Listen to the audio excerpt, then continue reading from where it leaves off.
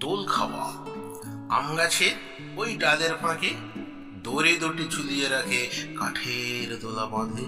ছোট্ট ছেলে দোল খেয়ে যায়, মাটির উপর টিপ দিয়ে দেয়, হেলান দেয় কাঁধে। সবুজ ঘাসের মাঠের পরে যায় সে দুয়ে, সরে সরে খানেক বাদে দেখা। দুপুর বেলায় হালকা বাতাস, দোলার আওয়াজ কটাস কটাস, শান্ত হয়ে থাকা। ফিরফিরে ওই চুলের ফাঁকে গামছা বেঁধে কোমর ঢাকে, ঠান্ডা বাতাস লাগা।